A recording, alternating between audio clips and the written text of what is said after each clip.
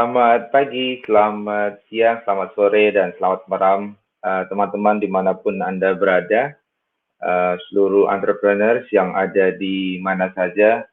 Semoga semuanya sehat-sehat, semuanya mendapatkan keberkahan walaupun kita masih dalam suasana pandemi sekarang ini.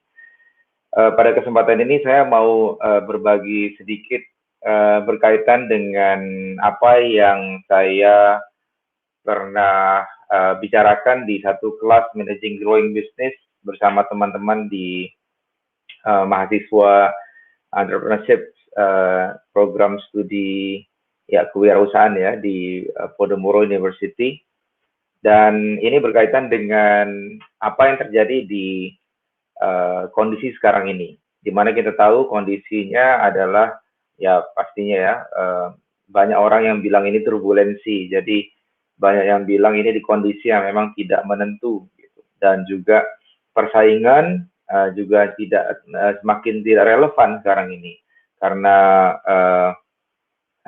strategi cepat sekali berubah, customer juga behavior-nya atau perilakunya cepat berubah, kemudian kondisi lingkungan, kondisi persaingan, kondisi bisnis juga berubah-ubah. Jadi apa yang harus dilakukan sebenarnya teman-teman pada saat kondisi seperti ini? Salah satu yang paling harus dilakukan adalah terus mereview strategi perusahaan yang kita miliki. Nah, pertanyaan berikutnya adalah bagaimana cara mereviewnya gitu. Nah, mereviewnya sederhana teman-teman. Saya akan berikan sedikit tips yang saya ambil dari sebuah teori berkaitan dengan strategic management, di mana ada 5 hal yang minimal kita review di dalam proses bisnis kita. Yang pertama adalah marketing, yang kedua adalah operation, kemudian yang ketiga, ya jauh-jauh ini, yang memang kita idam-idamkan selama pandemi itu adalah sales. Kemudian yang mendukung itu adalah teknologi, dan yang terakhir adalah berkaitan dengan human resource. Nah, ini sebenarnya 5 hal yang teman-teman harus selalu mereview apakah ini masih relevan dengan kondisi yang ada. Dimulai dari yang pertama, marketing. Apa sebenarnya isi di marketing? Nanti saya akan bahas. Ya, oke. Ini dia.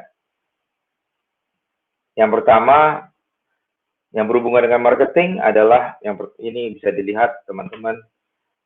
Kita review kembali strategi-strategi kita berkaitan dengan produk kita, dengan market kita, dengan kategori produk kita, apakah brand, kemudian volume, dan sebagainya. Pricing strategi yang berkaitan dengan marketing kita review. Kita lihat, kita selalu petakan apa yang kita miliki di dalam perusahaan kita, dan ini bisa menjadi sebuah titik awal gitu ya, kita membandingkan dengan strategi perusahaan lain gitu. Tapi setidak-tidaknya kita harus tahu apa kira-kira yang kita miliki, apa kekuatan yang ada di kita, khususnya berkaitan dengan marketing. Kemudian ini yang menjadi poin penting di dalam sebuah perusahaan, pasti ada proses operation. Nah, di dalamnya itu berkaitan dengan bagaimana produk dibuat. Sebelumnya memang ada bahan baku, kalau misalnya teman-teman entrepreneurs memang memproduksi sendiri, ada bahan baku masuk, kemudian diproduksi, terus kemudian bagaimana sampai ke customer gitu. Di sini juga bilang atau bisa dikatakan kita berbicara mengenai strategi yang berkaitan dengan proses produksi.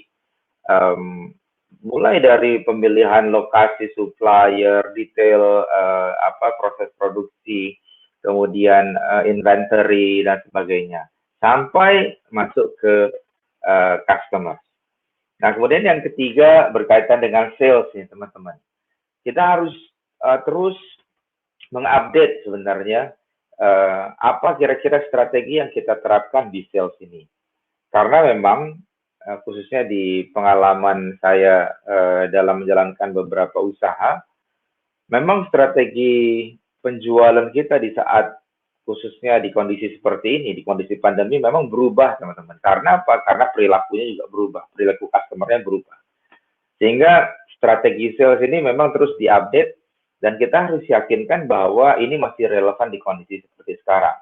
Nah, saatnya di kondisi seperti sekarang ini ada mungkin ya spare time, ada waktu yang memang teman-teman bisa gunakan untuk mereview kembali apa yang teman-teman miliki atau strategi yang dimiliki khususnya untuk meningkatkan penjualan atau create sales tadi.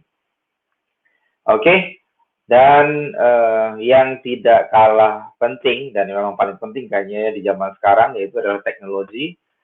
Ini berkaitan dengan teknologi yang digunakan oleh teman-teman sekalian untuk menjalankan proses operasional di dalam perusahaan mulai dari awal hingga nanti sampai ke customer. Nah, teknologi ini memang yang sekarang ini menjadi salah satu media dalam tanda kutip penolong teman-teman khususnya UMKM yang tadinya mungkin kesulitan untuk mengenerate sales, tapi dengan teknologi khususnya teknologi internet ini menjadi semakin mudah gitu.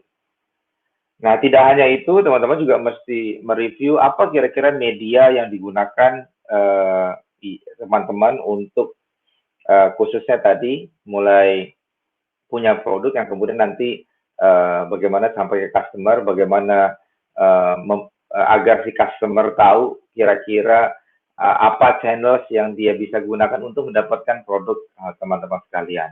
So, silakan review yang berkaitan dengan teknologi.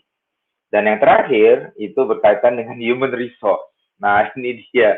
Ini benar-benar penting sekali karena di dalam kondisi seperti ini, khususnya ini banyak tantangannya.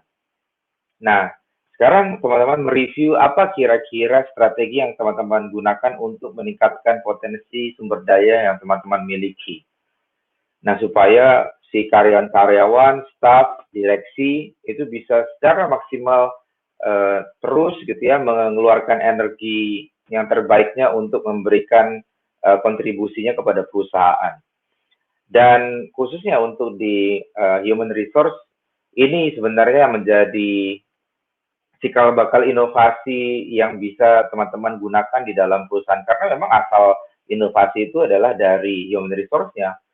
Tidak hanya dari leader, tetapi kita harus dengar apa yang ada di level mulai dari operasional, menengah, di manajerial, sampai pastinya ke strategis. Nah, ini mungkin teman-teman yang bisa saya share, dan ini sebenarnya apa ya sudah umum sekali, tetapi saya hanya ingin mengingatkan bahwa teman-teman mulailah kita mereview kembali strategi yang kita miliki, yang kemudian teman-teman akan gunakan untuk minimal benchmarking dengan pesaing. Gitu. Oke, so ingat marketing, operations, sales, technology, and also yang terakhir adalah human resource. Oke, nah silakan teman-teman kembali lagi ke tim masing-masing, review kembali strategi perusahaan teman-teman berkaitan 5 hal ini, dan petakan mana yang berhasil, mana yang tidak. Kumpulkan portfolio strategi-strategi yang memang berhasil di masa pandemi ini. Dan review kembali strategi-strategi yang memang masih belum berhasil. Dan jangan lupa kita harus tetap fokus ke customer. Karena itu yang menjadi tujuan kita dan pastinya menjadi patokan kita dalam menentukan strategi apa yang harus kita lakukan. Oke, terima kasih banyak. Sampai ketemu di lain kesempatan. Dan saya berharap teman-teman tetap menjaga kesehatan dan jangan lupa selalu menjaga jarak, mencuci tangan, dan hindari kerumunan. Oke, sampai ketemu lagi. Salam kewirausahaan untuk semua.